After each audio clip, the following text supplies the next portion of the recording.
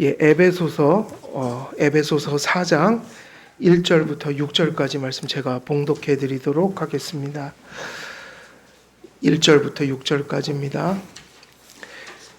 그러므로 주 안에서 갇힌 내가 너희를 권하노니 너희가 부르심을 받는 일에 합당하게 행하여 모든 겸손과 온유로 하고 오래 참음으로 사랑 가운데서 서로 용납하고 평안에 매는 줄로 성령이 하나 되게 하신 것을 힘써 지키라. 몸이 하나요 성령도 한 분이시니 이와 같이 너희가 부르심의 한 소망 안에서 부르심을 받았느니라. 주도 한 분이시요 믿음도 하나요 세례도 하나요 하나님도 한 분이시니 곧 만유의 아버지시라. 만유 위에 계시고 만유를 통일하시고 만유 가운데 계시도다. 아멘. 예, 오늘은 4절부터 6절까지 말씀 중에 오늘은 어디 말씀 전하냐면요. 주도 한 분이시고 믿음도 하나요. 지난주까지 끝냈고요. 오늘은 세례도 하나요. 하나님도 한 분이시니 그리고 그 이후 구절들도 이어가도록 하겠습니다. 우리가 교회가 하나 되는 근거, 그 하나인 이유를 주가 한 분이시고 믿음도 한 분이시다. 또 앞으로 가면은 성령도 한 분이시다. 이렇게 얘기했고, 그래서 이 구절 속에서 성령과 주님이 한 분이셔서 우리의 믿음이 하나이다. 그리고 이어지는 게 뭐죠? 그리고 중요해지는 게 뭐냐면 세례가 하나이다. 앞에서 하나인 이유들을 몇 가지를 들었는데 그 근거들이 하나이기 때문에 무엇도 하나라고 사도 바울이 고백했냐면 세례도 하나이다. 그래서 세례가 하나라는 말씀은 되게 중요한 말씀입니다. 그래서 오늘은 또 이 말씀 속에서 우리가 당연히 성경에 쓰여 있는 것처럼 무엇의 진중함을 깨달아야 됩니까? 세례요. 우리가 세례를 받는 거, 세례가 가진 그 영적인 의미들, 그리고 세례를 받은 자로서 우리가 어떻게 살아가야 될 것인가. 세례는 사실은 반복해서 주는 게 아니라 일생 몇 번 받습니까? 한 번 받죠. 그래서 그리스도와의 연합을 가르치는 것이고, 성찬은 반복되죠. 그거는 교제를 가리키죠. 이 세례가 하나라는 말 속에는요, 앞에 것을 다 언급하고 있는 것들이에요. 성령이 몇 분이라고 그랬어요? 한 분이에요. 그리고 우리에게 주가 몇 분이에요? 한 분이에요. 우리가 믿는 믿음의 대상이 몇 분이냐면 한 분이셔서 더 나가면 삼위일체 하나님.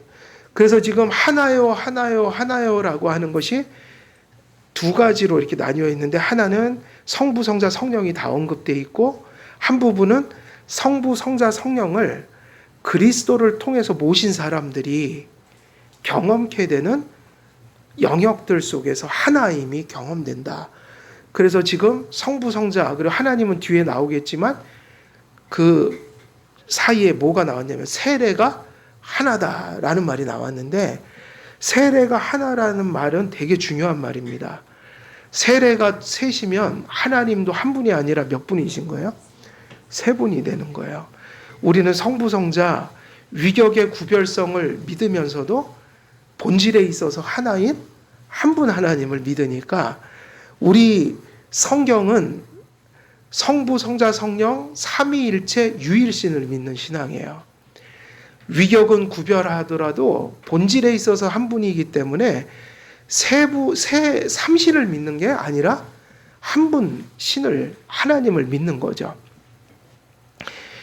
그래서 이 세례 앞에 뭐가 붙어 있었어요? 믿음이 중요해지는 이유는 이 삼위일체 하나님, 우리의 믿음의 대상을 받아들이고 바라보고 붙드는, 다시 말하면 그분과 연합하는 도구가 뭐냐면 그 유일한 도구가 믿음일 때 믿음의 대상이 되게 중요한 거예요.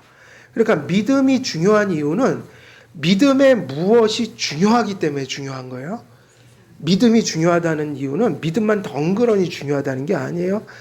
그냥 우리는 외부로도 그렇고 기독교 안에도 믿음을 그런 거로 여겼단 말이에요. 내가 믿으면 뭐가 되는 거. 약간 무엇 비슷해요? 마인드 컨트롤.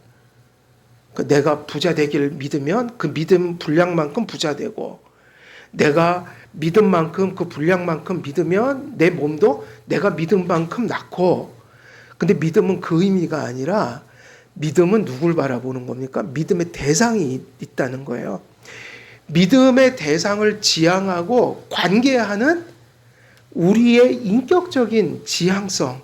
그러니까는 우리의 믿음의 대상과 우리가 연결되고 관계 맺어지는 유일한 길, 그것은 믿음을 통해서 된다.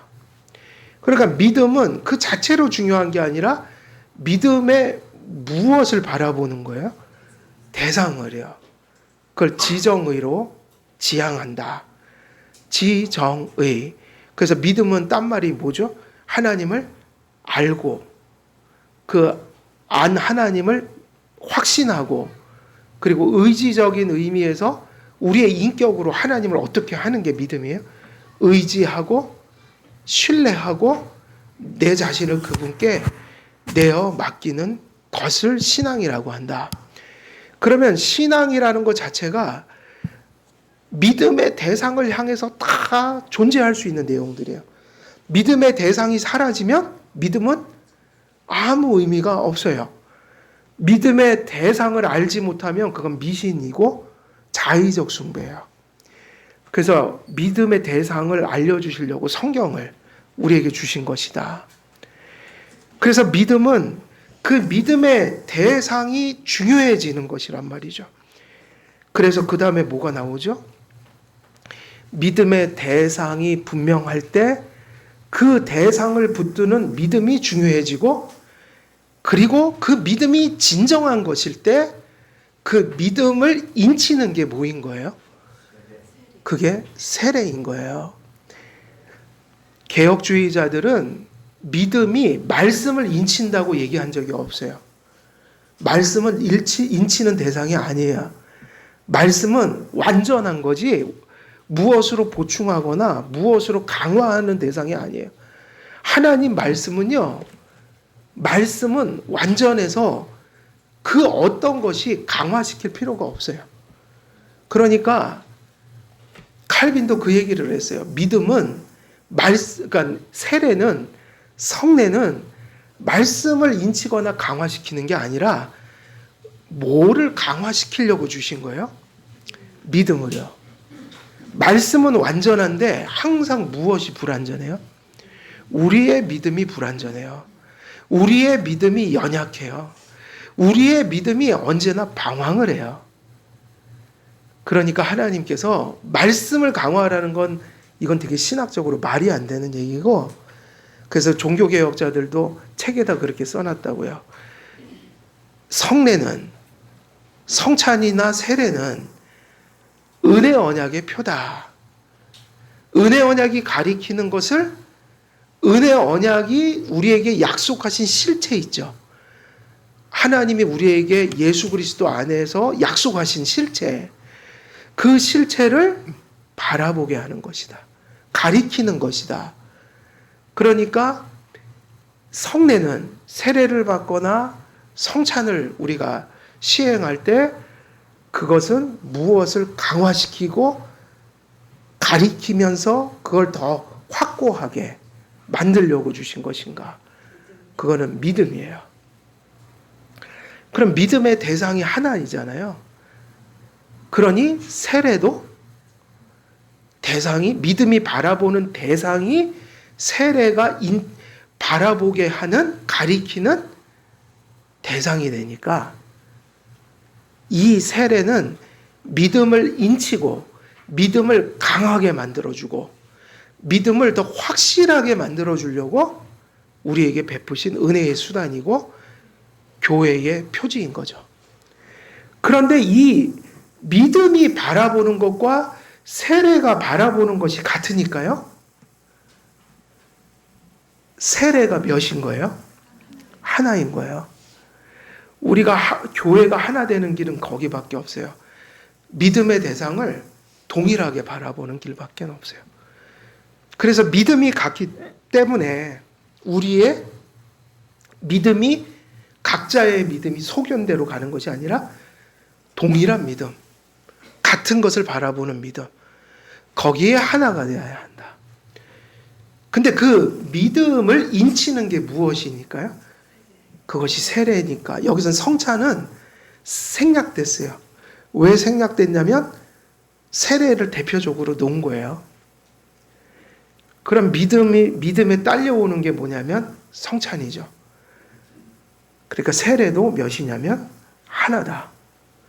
성부, 성자, 성령의 이름으로 세례를 주고 그랬잖아요.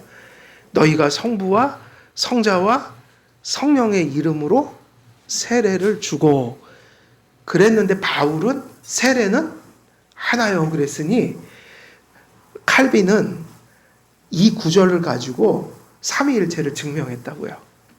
성부, 성자, 성령 위격의 구별성을 얘기하지만 본질로 가면 세 분 하나님이 아니라 몇 분 하나님이? 한 분.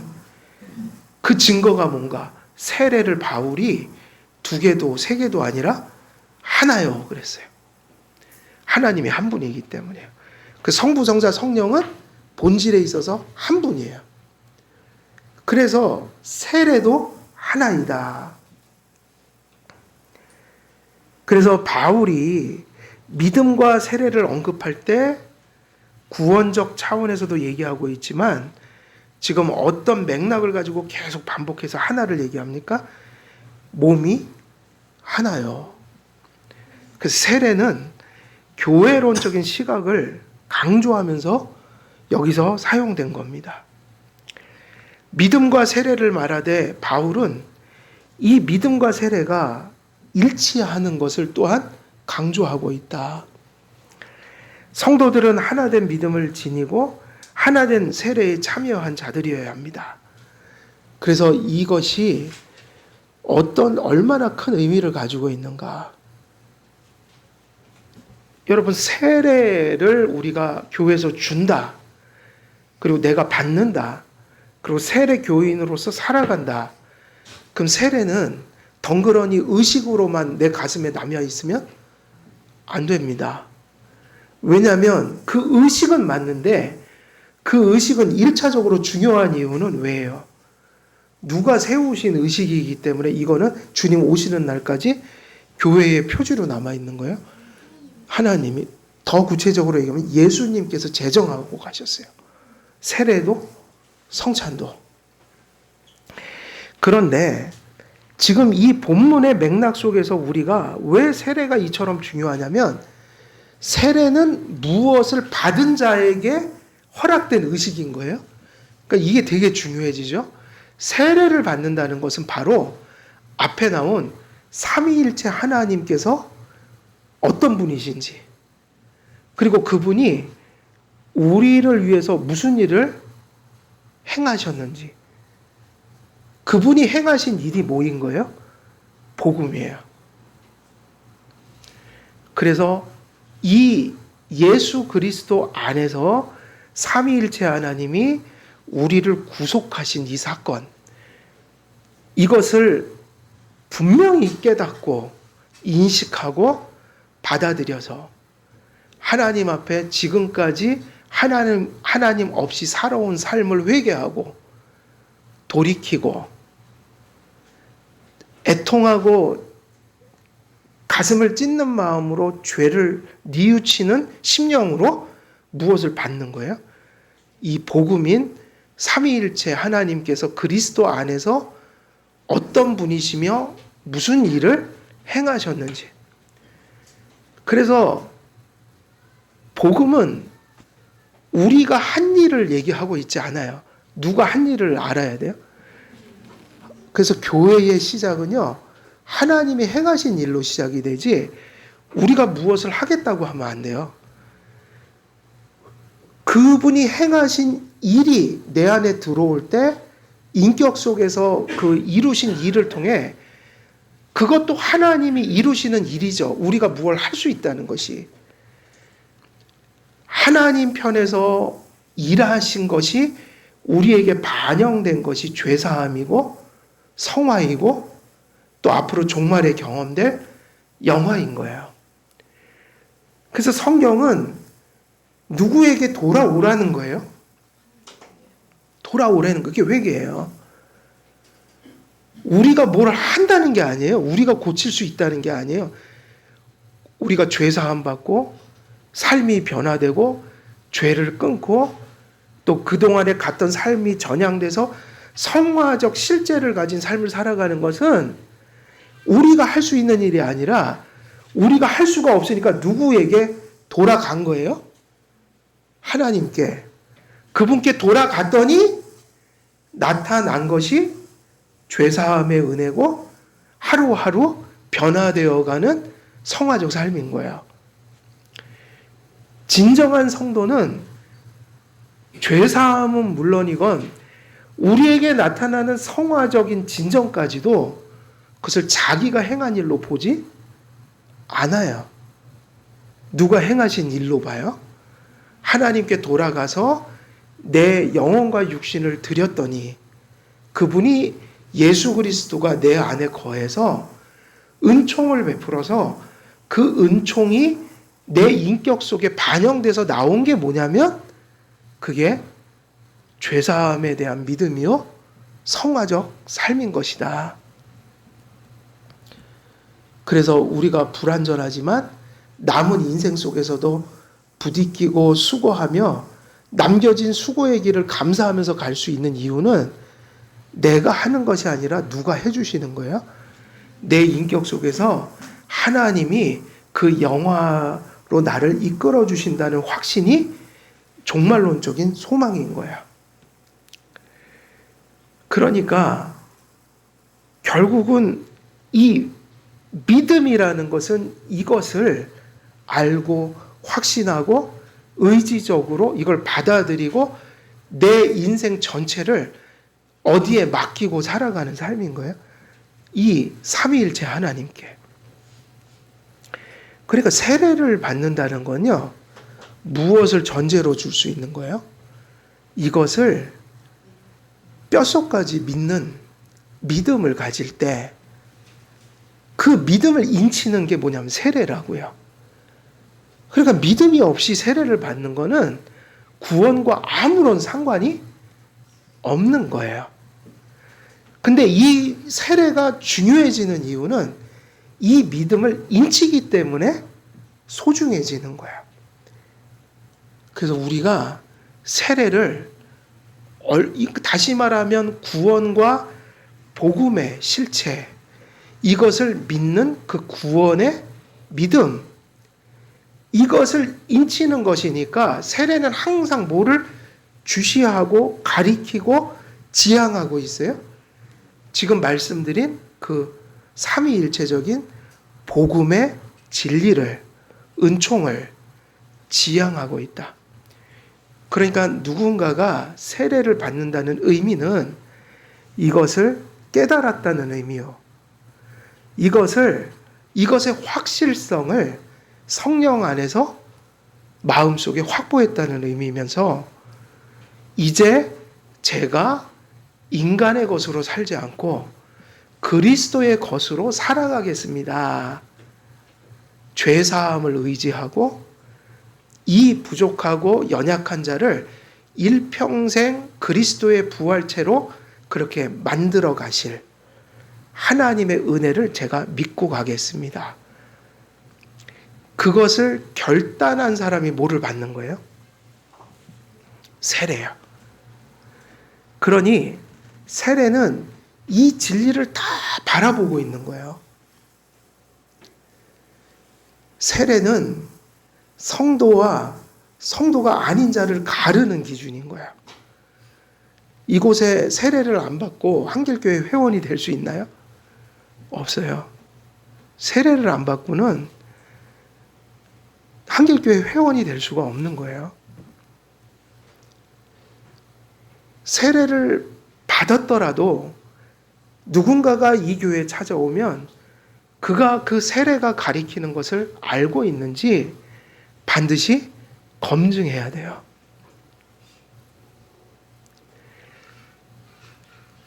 지난번에는 저는 세례가 너무 소중하다는 걸 깨달은 게 그 부분이에요.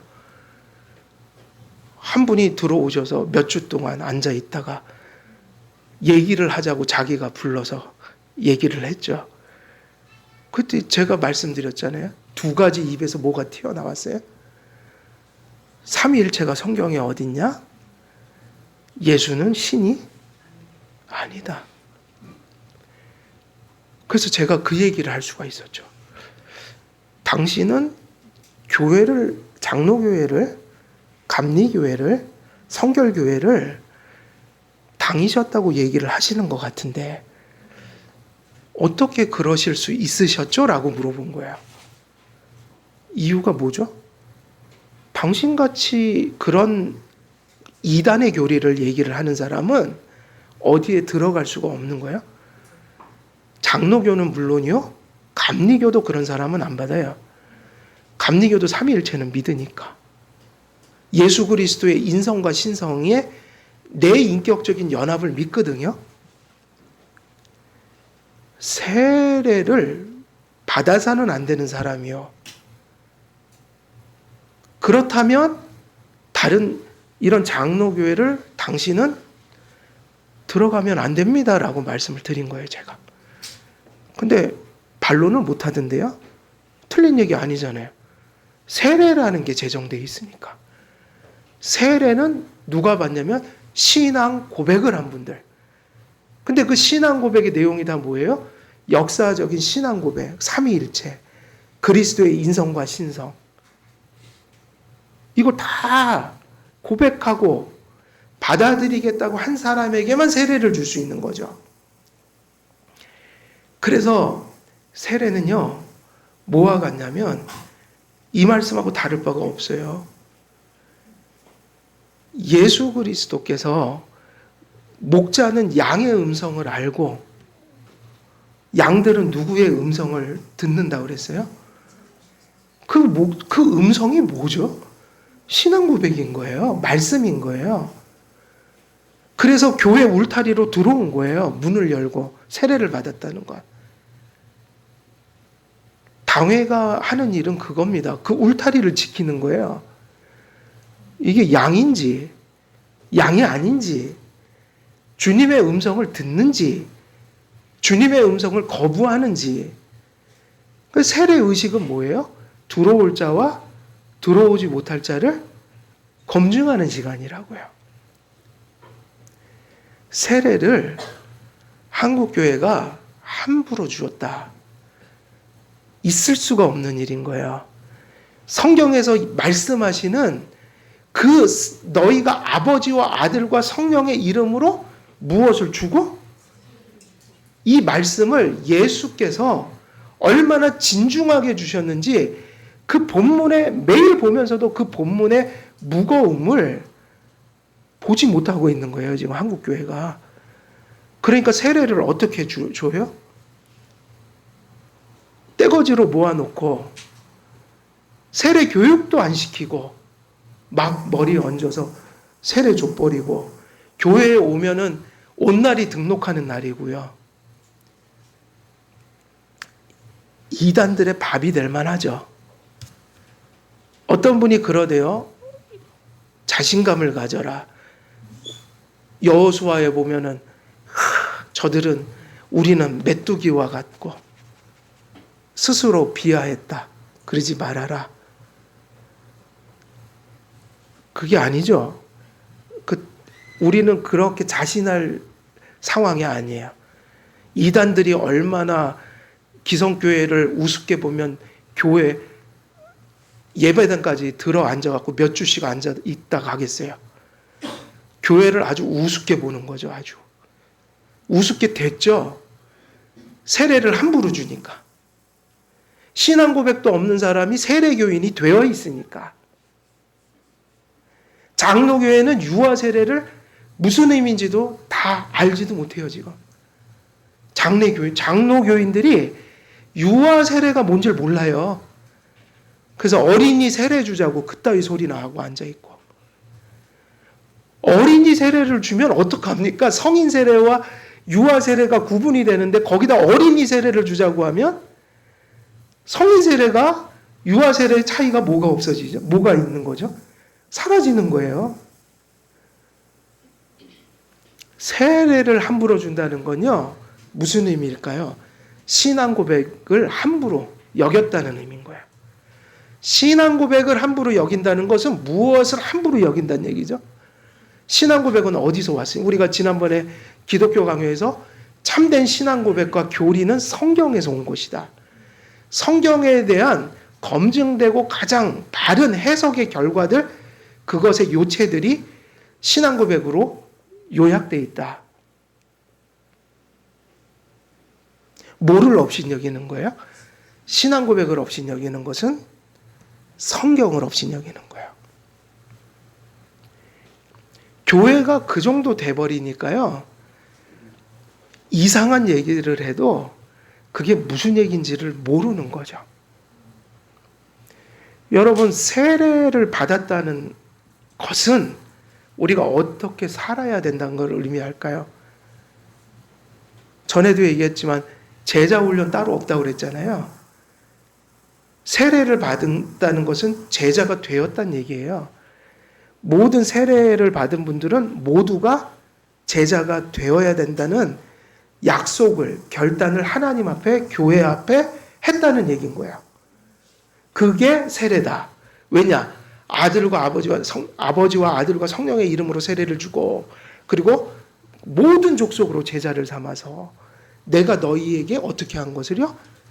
가르친 것을 너희도 가르쳐서 어떻게 해라? 지키게 하라. 이거 되게 중요합니다. 가르쳐라만 하면 지적 유의를 누리면 되죠. 근데 성경에서 뭐라고 그랬냐면 제자가 되는 것은 가르치는 데 끝난 게 아니라 어떻게 해요? 지키게 하라까지 붙어 있어요. 그래서 교회에는 권징이 있는 거예요. 책망을 하는 거예요. 내려가서 그렇게 못 살면 그렇게 사세요라고 사석에서 얘기를 해야 되는 거예요, 교회는. 왜 하죠? 성경에 뭐라고 돼 있으니까요. 가르쳐 지키게 하라. 그래서 신방이 존재하고요. 가정에 가서 원래 그거 하는 거니까요. 사는지 못 사는지, 못 살면 그렇게 사세요라고 단에서 내려가서 얘기하는 게 뭐냐면 신방이에요. 그리고 단에서 얘기한 것에 대하여 내려가서도 그 전한 말씀대로 그렇게 사셔야 합니다. 그것이 왜 있냐면 가르쳐 어떻게 하라고 했으니까요. 지키게 하라. 그렇다면 세례교인이 된다는 것은, 세례는 적어도 우리에게 그런 의미입니다. 우리가 일생을 죽을 때까지 어떻게 살아야 되냐면, 내게 유혹이 밀려오고 죄악이 밀려오고 신앙적인 나태가 밀려올 때 내가 세례받은 사람인데, 내가 세례교인인데 이게 가슴이 찔려서요, 그렇게 하다가도 빨리 돌이키고 똑바로 살아야지. 그게 어디서 와야 된다고요? 무슨 의식이라는 거예요? 내가 세례교인인데. 이게 정상인 거예요, 원래. 사회에 나가서 사람들 앞에서 내가 부끄러운 일을 하잖아요. 그러면 다른 것 때문이 아니라, 아이고 내가 세례교인인데 세상 사람들한테 손가락질 받을 일했네. 내가 세례교인인데 아이고 세상 사람들 앞에서 내가 또 이렇게 행동했네.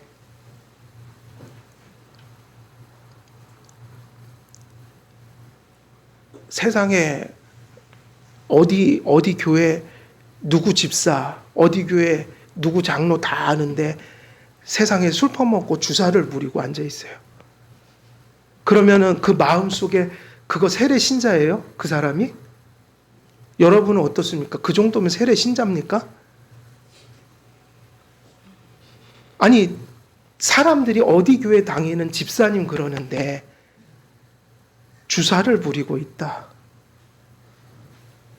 그게 가능한 얘기일까요? 가능하지 않아요. 그게 정상이어야 돼요. 지금 교회가 엉망진창이 돼버려서요. 그 정도는 아무렇지도 않죠. 이러고 살아요, 지금. 아닙니다. 정상적인 세례신자라면 이걸 어떻게 할꼬. 나 때문에 주님 얼굴에 먹칠했네, 오늘도. 그러면서 내 가슴, 양심을 때리는 게 뭐냐면, 아이고, 내가 세례신자인데, 내가 세례를 받았는데, 세상 사람들 앞에서 내가 이래도 되는가. 이게 찔려서요.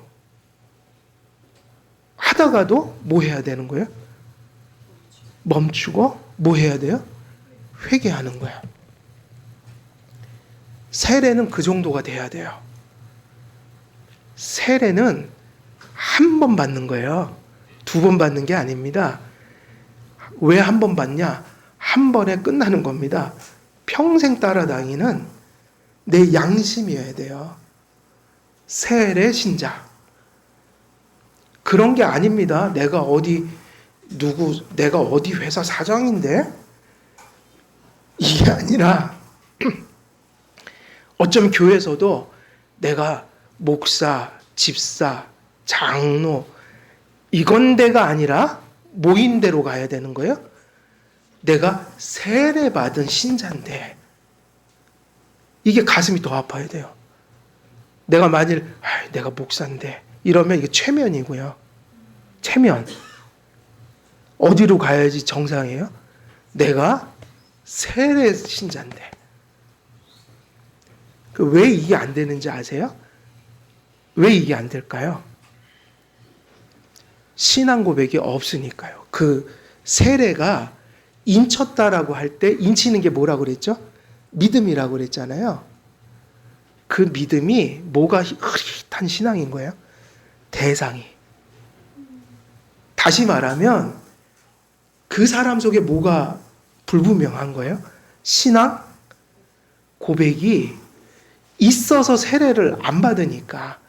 이게 있어서 세례를 받으면 되는데 이게 너무 빈약한 채로 세례를 받으니까 세례를 받았다는 사실이 남는 거지 그 심령 속에 신앙의 고백이 남는 게 아닌 거예요. 그러니까 세례를 함부로 여기지 마시라는 거예요.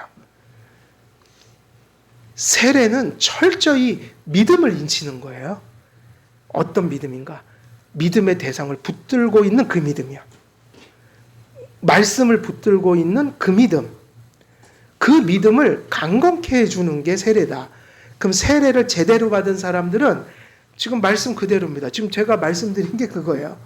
왜 내가 세례교인인데 이거를 평생 안 입고 다니냐면 그 세례는 주님이 명령하신 것으로서 하나님께서 우리의 믿음에다가 너 하나님의 자녀고 너희들은 입교 신자야 라는 것을 도장을 팍 찍어버리시는 성령의 은혜가 있으니까 세례를 제대로 받은 사람들은 그 믿음에 뭐가 찍힌 거예요?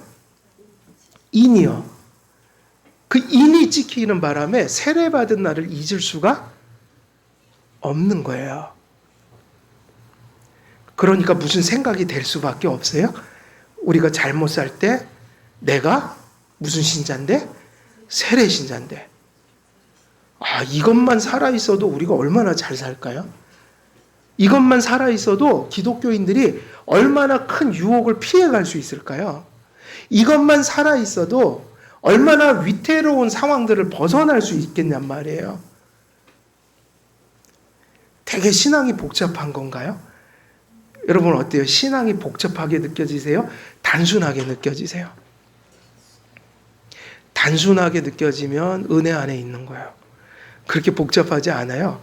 그것만 우리 안에 살아있어도 삶이 바뀝니다. 뭐가요? 내가 세례 신자인데. 우리 가정이 뭘 받은 가족인데요? 세례 받은 가족인데. 이것만 살아있어도 그렇게 어렵지 않다. 그래서 신앙은요, 자꾸 요즘 제가 느끼는 거예요. 죄를 질 땐 복잡해집니다. 자꾸 이것저것 논리를 만들어요. 이래서 힘들고 저래서 힘들고 세상이 이러니까 힘들고 또 이러니까 이러면 되지 않을까? 저러면 되지 않을까? 근데 뭐 성경이 그렇게 복잡합니까? 둘 중에 하나지. 내 말을 들을래? 불순종할래? 믿을래? 안 믿을래? 간단하지 않나요? 되게 간단해요. 두 가지밖에 안 물어요. 믿을래? 안 믿을래? 순종할래? 불순종할래? 근데 언제 복잡해지는지 아세요? 믿음이 증발돼 버리면 논리예요, 다 그냥. 그냥 하나님 말씀이면 깨달았으면 그럼 되는 거죠. 못했을 때는 그냥 잘못했습니다, 하나님. 이게 중요합니다. 왜냐하면 우리는 못할 때가 너무 많아서요. 살 수가 없어요. 근데 그것을 어떻게 가져갈 거냔 말이에요. 죽을 때까지 부족함을. 답은 하나밖에 없습니다. 못 살았으면 그냥 잘못했다고 하면 되는 거예요. 그럼 해결이 됩니다. 하나님 잘못했습니다. 오늘 제가 말씀을 알면서 불순종했습니다. 하나님 잘못했습니다. 믿음으로 행하지 않고 제가 믿음이 없어서 불신적인 생각으로 행했습니다. 그리고 되면 어떻게 하면 되는 거예요? 믿어지고 순종이 되면 뭐로 정리하면 돼요? 그건 은혜니까요. 아유, 하나님 감사합니다. 오늘도 주님 은혜로 제가 믿음을 행할 수 있었습니다. 되게 간단합니다. 제가 자유주의 신학을 싫어하는 이유가 그거예요. 성경에 단 한 구절도 지지구절이 없어요. 성경을 오히려 상식을 가지고 읽기만 하면 그냥 그건 아닌 거예요. 근데 자유주의자들은 얼마나 철학이 발달되어 있는지 그 아닌 것을 그렇게 복잡한 말로 합리화하더라. 읽다가 지겨워서 자유주의는 공부할 게 못 되는구나. 피곤하다. 힘들다. 저 논리를 따라가기가 힘들다. 왜 힘든지 아세요? 성경의 논리가 들어온 사람들은 말이 안 돼요. 말이 안 되는 얘기를 계속 연구를 하려니 얼마나 힘이 듭니까? 그래서 이게 우리가 자꾸 교회에 그런 게 들어오니까 막아내려고 자꾸 저는 책을 읽고 연구를 하지만 이번에 뭐 퀴어 신학 이것도 얼마나 세상에서 제일 하기 싫은 책, 보기 싫은 책, 당연히 말도 안 되는 책인데 그거를 계속 읽어야 돼요. 며칠은 또 논문 몇 편을 영어로 번역을 했어요. 지겨워 죽겠어요. 그걸 번역해야 돼요. 그거를. 왜 하냐면 이게 잘못된 것입니다를 얘기하려고 그들의 논리를 가져와서 이게 잘못돼서 근데 그냥 나 혼자 살면은 안 해도 되는데 교회가 그걸 접하게 되니까 그 사람들 체계를 가져와서 비판을 해줘야 되잖아요. 근데 세상에서 가장 아까운 시간 내가 왜 이걸 보고 있어야 되나? 왜 이걸 지금 읽고 있어야 되나? 철학자들이 신학자가 되면 그래요. 철학을 하고 앉아 있어요. 자기 철학. 그러니 우리가 어쩌면 그럴 때가 있단 말이에요. 그냥 내가 못 따라가면 뭐 하면 돼요? 그걸 어렵게 생각하지 말라는 거예요. 하나님은 이렇게 말씀하셨다가 중요하고 못 쫓아갔으면 잘못했습니다. 그럼 돼요. 오늘 회개한 것처럼 하나님은 우리의 모든 죄를 우리가 믿음을 버리지 않는 이상은 용서해 주십니다. 앞으로도 계속 용서받을 일 투성이에요. 근데 언제 이 신앙이 허물어지냐면요. 잘못했다는 소리를 안 하는 거예요. 복잡해지는 거예요. 항상 그냥 하나님 말씀을요. 담백하게 하나님 말씀으로 딱 믿으면 돼요.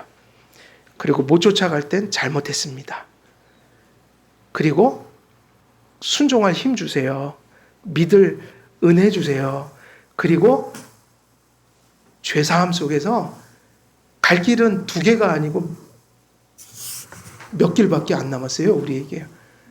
다른 길이 있으시면 또 가셔도 되는데 길이 없어요. 그냥 힘든데 피곤한데 중요한 거는 어떤 사람은 100m 나가 있지만 또 어떤 사람은 1m도 지금 못 나가고 버벅대는 사람도 있지만 중요한 건 그게 아니라 그냥 1cm라도 가면 됩니다. 그 길을 가고 있는 게 중요해요. 그냥 회개하고 되는 건 은혜 주셔서 됐다 생각하고 되는 만큼 하세요. 그러지만 늘 죄송한 마음으로 아무리 용을 써도 하나님 요만큼밖에 저는 못 가는데요. 죄송합니다. 제 다리에 근육이 좀 붙으면 조금 더 갈게요. 조금 더 빨리 갈게요. 하나님. 그렇지만 지금은 제가 최선입니다. 하나님이 그렇게 기도한다고 욕하지 않으십니다. 그런 영혼들을 사랑하시죠. 그렇지만 무엇은 똑바로 인정하고 가라는 거예요. 내 상태에 상관없이 무엇을 인정해야 돼요?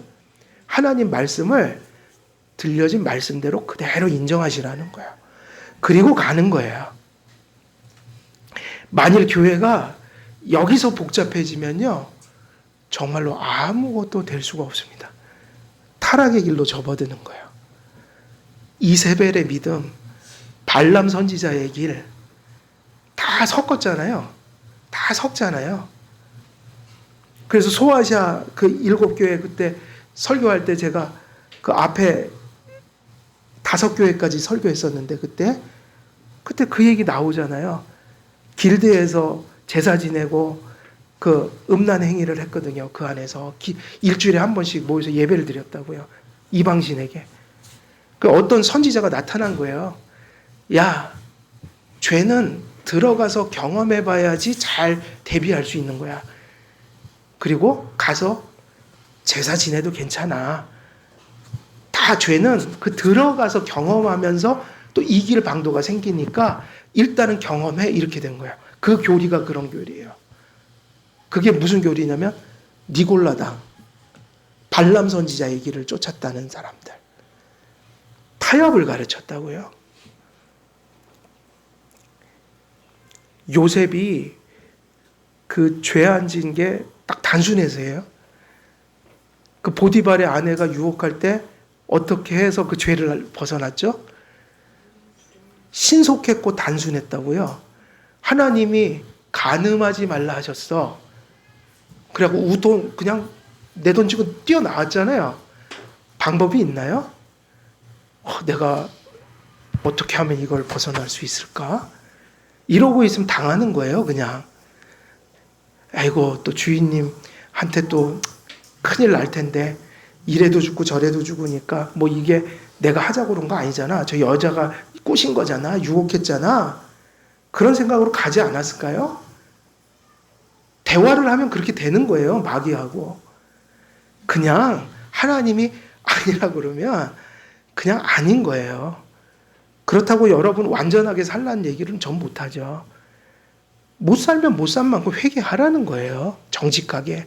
그럼 뭐가 있다? 길이 있다. 길은 뭐냐? 우리가 완전해지는 게 아니라 1cm라도 우리가 더 바른 방향으로 최선을 다해서 가는 거다. 그거 외에는 길이 없습니다. 그래서 세례가 중요한 이유는 세례는 신앙 고백을 전제로 주니 그 신앙 고백을 분명히 하는 교회가 그것을 분명히 가르쳐서 그것을 받게 해야 성도 한 분 한 분에게 그 믿음을 인치는 성례의 본연의 의미를 세례받음이 가질 수 있게 하는 것이다. 유아 세례도 똑같습니다. 아이들 유아 세례를 주면서 왜 부모를 데려다가 교육을 하는지 아세요? 저 아이들은 부모의 믿음에 근거해서 약속을 받았으니까. 근데 철저히 교육하고 그런 시간들이 헛된 게 아니에요. 왜냐하면 저 아이들은 아직은 지가 의식적으로 신앙생활 못하니 저 아이들의 믿음이 누구한테 달려 있는 거예요? 예, 부모님한테. 저 아이들을 어떻게 교육하느냐에 따라서 저 아이들이 어떻게 반응할지 몰라요. 그러니까 유아 세례를 줄 때 부모님 신앙을 또 점검하고 또 그들에게 아이들 똑바로 말씀 전하라고 기독교의 체계 전체를 요약해서 가르치는 거라고요. 그래서 하나인 믿음과 하나인 세례가 몸이 하나 되는 근거가 되는 이유가 거기에 있다. 사도 바울은 몸이 하나라고 하였는데 그리스도의 몸에 들어가는 자격도 그리스도의 몸이 하나 되는 근거도 믿음과 세례와 직결됩니다. 믿음이 중요한 이유는 믿음이 붙들고 바라보는 믿음의 대상에 있다. 그래서 삼위일체 하나님과 연합하는 수단이 믿음인데, 그렇다면 삼위일체와 연합하는 구원받는 그 참 믿음은 무엇입니까? 라고 물으면 구원받는 믿음이 붙드는 대상은 삼위일체 하나님과 그분의 사역에 있다. 그 모든 것이 하나님의 말씀, 성경을 통해 계시된다. 그러니까 세례를 받는 자에게 무엇을 가르쳐서 지키게 만드는 거예요? 하나님의 말씀이 분명해져야 한다. 그러므로 참 믿음은 필연적으로 말씀에 근거한 삼위일체 하나님과 그분의 사역에 대한 응답으로서 참 신앙 고백을 가지게 되니까 세례를 받는다는 것은 적어도 누구의 존재와 사역에 대해서 인식하고 반응할 수 있는 것이어야 되는 거예요. 삼위일체 하나님에 대해서. 말씀을 통해 삼위일체 하나님과 연합케 하는 그 믿음을 인치는 것이 은혜 언약의 표인 세례이니까 그 믿음이 분명한 신앙 고백을 담고 있어야 한다. 그러므로 성령의 유효한 부르심 안에서 말씀을 깨닫고 믿어서 순전한 신앙 고백에 이르러 그 믿음을 세례로 인친 택자들 외에는 누구도 그리스도의 몸 안으로 들어올 수가 없고 하나된 몸의 지체가 될 수가 없는 것입니다. 그래서 한 예수 그리스도 밖에 있던 분이 교회로 들어오는 것, 또 그 교회에 입교하지 않은 분들이 들어오는 과정, 이것을 항상 무엇을 검증하고 또 그것을 가르쳐서 그분들 안에 충만하게 해드려야 되는 거예요. 신앙 고백을요. 그것이 교회가 하나 되는 되게 중요한 부분인 거예요. 가시적 교회에서 세례는 성경에 근거한 믿음을 외적인 신앙 고백으로 표한 사람들에게만 주어지게 됩니다. 우리의 눈으로 분별할 수는 없지만 간혹 내적인 믿음 없이 외적으로만 신앙을 고백을 표한 외식자들이 존재할지라도, 그래서 무엇은 존재할 수 있어요? 아무리 신앙 고백을 다 고백하고 인식했더라도 그분이 그것이 진실되지 못한 것일 수 있으니까. 근데 그건 우리 책임이 아니에요. 우리는 외적으로 확인할 길밖에 없어요. 최선을 다해서, 그래서 비록 그런 일이 있더라도 가시적 교회는 외적 고백을 반드시 든든하게 세워가야 한다. 왜냐? 아무리 이 가시적 교회 속에 이러한 외식자들이 존재할지라도, 그것이 없을 수는 없지만 하나님께서는 그럼에도 불구하고 내면에 실제하는 믿음을 신앙 고백과 세례로 표한 사람들의 실제와 총수를 알고 계세요? 모르고 계세요? 하나님 눈에는 다 보인다. 그걸 하나님이 보고 계신다. 우리는 그거를 소망하고 가는 거죠. 그러므로 마음과 입술로 믿음을 표하고 세례받은 사람들은 그리스도의 몸 안에 들어온 사람들이며, 또 그 마음과 입술로 믿음을 표하고 세례받은 사람들은 그리스도의 몸 안에 들어온 사람들이며 그리스도의 몸에 하나 된 자들인 것입니다. 그래서 여기서 얘기하는 교회가 하나 되는 데 있어서 세례가 하나요라고 할 때, 이 세례라는 것을 마치 지금 우리 교회 풍속도에 근거해서 그렇게 생각해 버리면 참 이게 별로 의미와 아무런 그런 걸 가질 수가 없게 돼요. 세례는 중요하다. 세례는 정말로 교회를 하나 되게 하는 데 있어서 몹시도 중대한 일이다. 왜 그러냐면 세례는 단지 의식이 아니라 뭐를 인치는 중요한 수단이에요? 믿음을요. 그게 연관돼서 생각이 되어야 해요. 삼위일체 하나님과 그분의 사역에 근거한 구원과 믿음, 신앙 고백, 그리고 세례는 몸이 하나인 이유이며 근거가 되는데 앞에서 말씀드린 그러한 연결점을 가지고 중요해진다. 교회가 무엇에 집중하고 무엇에 매진해야 하는지 이 말씀을 통해 우리는 깨닫게 됩니다. 성경에 근거한 믿음과 신앙 고백, 그리고 세례는 교회가 교회되게 하고 교회가 하나 되는데 필수적입니다. 교회가 성경에 근거한 동일한 신앙 고백과 한 믿음으로 연합해야 함을 본문은 우리에게 일깨워주고 있다. 그래서 이렇게 정리가 된다면 결국은 세례라는 것은 엮이고 엮여 있는 거예요. 어떻게 엮여서 가는 거죠? 아까 말씀을 거의 다 드렸지만 잊어버리지 않았으면 좋겠어요. 세례라는 것은 의식으로 덩그러니 이렇게 던져진 의식이 아니라는 것이다. 교회의 삼위일체 하나님을 무엇을 통해서만 계시하시기 때문에 성경을 통하여 하나님 말씀이 성경이 교회 안에 바르게 세워져야 한다. 성경에 근거한 신앙 고백이 성도들에게 분명해져야 한다. 그 말씀과 신앙 고백을 붙드는 그것을 믿음이라고 할 때 그 믿음을 인치고 표하고 강화시키는 것이 세례라고 한다면 결국 세례를 바르게 받는다는 말씀은 하나님 앞에 말씀과 신앙 고백을 바르게 가르치고 성도들이 그것을 바르게 배우며 그리고 마태복음 28장에 있는 말씀처럼 그 배운 것을 그들로 하여금 지키게 하고 또 그들이 그 말씀을 한낱 지식으로 사변으로 받는 것이 아니라 그들이 하나님 앞에서 살아야 될 삶의 준거점으로 삼을 때 거기서 그때에야 비로소 그들이 그러한 신앙의 실체 속에서 서로를 하나로 경험할 수 있는 하나됨이 나타날 수 있다. 이것이 오늘 에베소서 말씀의 어떤 골자인 겁니다. 우리 한길교회 모든 성도님들도 이와 같은 세례 의식을 가지고 또 이미 세례를 모두가 받으셨으니 우리가 세례 받은 자로서 하나님 말씀과 신앙 고백을 또다시 견고히 붙들면서 우리가 그것을 배우고 지켜가는 그 성령의 역사 속에서 살아감으로 우리 교회가 진정 에베소서에서 얘기하는 바울이 하나님의 계시로서 전한 그 몸이 하나라는 것을 우리가 경험해가는 그런 큰 은혜 받아 누리시기를 우리 주 예수 그리스도의 이름으로 간절히 축원드립니다. 기도하겠습니다.